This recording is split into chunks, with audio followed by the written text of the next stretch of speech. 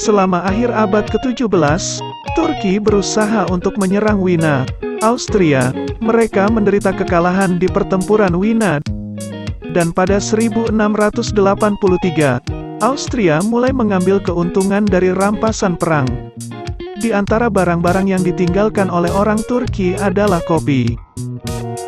Jerzy Franciszek Kulczyk, salah satu prajurit Polandia di Austria pada saat itu, menerima kantong kopi dan membuka kedai kopi pertama di negara itu. Dia menyebutnya botol biru dan mempopulerkan melange, minuman Wina yang mencampur kopi dengan air panas dan susu berbusa panas.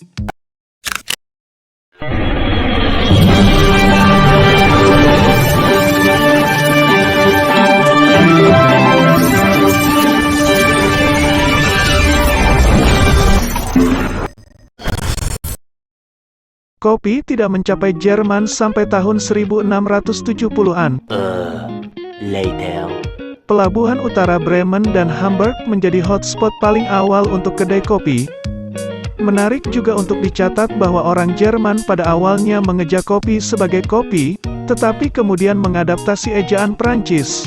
Cafe, ini kemudian berubah menjadi kafe, dan ini adalah ejaan yang terus digunakan Jerman sampai sekarang. Popularitas kopi di Jerman menyebar dengan cepat dan bahkan komposer musik Johann Sebastian Bach, yang berada di Leipzig, menulis musik dengan lirik yang mencerminkan meningkatnya ketenaran minuman tersebut. Dalam lagunya Schweig Still, Plaudet nicht, liriknya menyoroti kesengsaraan seorang wanita muda saat dia mencoba meyakinkan ayahnya untuk menyerah dan menyetujui cintanya pada kopi. Kemenangan Belanda. Jika Ethiopia adalah ibu pertiwi kopi dan Yaman adalah pintu gerbang yang membawanya ke tetangga mereka, Belandalah yang membawa kopi melintasi globe. Seperti disebutkan, Belandalah yang membawa kopi ke Indonesia dan mereka juga bertanggung jawab untuk memperkenalkan kopi ke Prancis. Membawa kopi ke Royal Court of King Louis ke-14 menyebabkan beberapa konsekuensi yang mengubah sejarah kopi selamanya. Untuk satu hal, Belanda juga membawa kopi ke Jepang pada pertengahan hingga akhir tahun 1600-an. Namun, Jepang tetap tertutup dari seluruh dunia dan impor dan ekspor diawasi secara ketat. Baru setelah Jepang membuka pelabuhannya ke dunia di era Meiji, kopi mulai menguasai negara itu.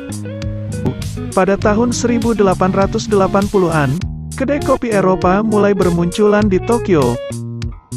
Pada 1930-an, Jepang memiliki lebih dari 30.000 kedai kopi. Ada jeda singkat dalam pemerintahan kopi selama Perang Dunia II, tetapi ini berakhir pada 1950-an ketika Jepang membuka kembali pintunya untuk pedagang asing. Saat ini, Jepang sekarang menjadi salah satu konsumen kopi terkemuka di dunia.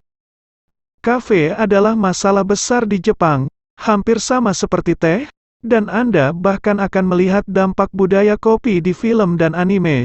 Memperkenalkan kopi ke Jepang dan Indonesia hanyalah awal dari kemenangan Belanda. Selama beberapa abad, mereka menjadi satu-satunya pemasok kopi bagi banyak negara di timur. Namun, sorotan dominasi dunia dalam menyebarkan kopi menyelinap melalui jari-jari mereka. Kopi menyeberangi Samudra Atlantik. Belanda membawa kopi ke Raja Louis ke-14, tetapi pelaut Prancis yang membawa kopi ke dunia baru. Kapten Angkatan Laut Prancis Gabriel de Clercq, yang ditempatkan di Pulau Karibia, Martinique, kembali ke Prancis dan mengunjungi Paris tepat ketika Belanda membawa sampel kopi mereka kepada Raja. Tidak diketahui apakah Kapten mencuri clipping dari bibit kopi atau jika Raja Louis ke-14 sendiri yang menugaskan Gabriel untuk membawanya bersamanya dalam perjalanan kembali ke Martinique. Perjalanan melintasi Atlantik bukanlah perjalanan yang mudah. Gabriel de Clercq harus mengorbankan persediaan air bersihnya sendiri untuk menjaga agar clipping kopi tetap hidup. Beberapa versi cerita menyatakan dia hampir mati kehausan dan dia mengambil air yang dimaksudkan untuk para pekerja kapal agar tanaman kopi tetap hidup cukup lama untuk mencapai pantai barat. Terlepas dari validitas kisah-kisah ini, perjalanannya tidak mudah. Tetapi, pada akhirnya, ia berhasil memulai perkebunan di seluruh Karibia pada tahun 1720. Perkebunan kopi menjadi salah satu industri terkemuka karena koloni Prancis berpikir mereka melambat secara signifikan. Ketika pekerja budak memberontak, Revolusi Haiti, revolusi budak secara permanen merusak perkebunan kopi kolonial. Perlambatan produksi ini akan memberi jalan bagi tetangga mereka di selatan untuk menjadi kerajaan kopi terbesar di dunia. Kerajaan kopi terbesar di dunia. Brasil adalah penghasil kopi terbesar di dunia. Ini mengerdilkan produksi di Asia Tenggara, India, dan bahkan koloni Prancis di Kepulauan Karibia. Pada masa pemerintahan Raja Portugis John kelima, sekitar tahun 1727, mengirim pelaut Francisco de Melo Palheta ke Guyana, Prancis. Setelah sampai di sana, ia memiliki dua tugas, mendapatkan kopi untuk koloni Portugis dan merundingkan gencatan senjata antara Belanda dan Prancis. Dongeng mengatakan bahwa gubernur Prancis menjadi sangat frustrasi dengan de Melo sehingga dia hampir mengusir utusan itu. Namun, de Melo tetap bertahan dan berhasil mendapatkan kepercayaan dari istri gubernur. Apakah itu hubungan platonis atau romantis masih menjadi perdebatan. Bagaimanapun, dia berhasil menyelundupkan biji kopi subur dan clipping untuknya. Meskipun ia berhasil memperkenalkan produksi kopi ke Brasil, industri tersebut tidak akan berhasil sampai awal tahun 1820-an.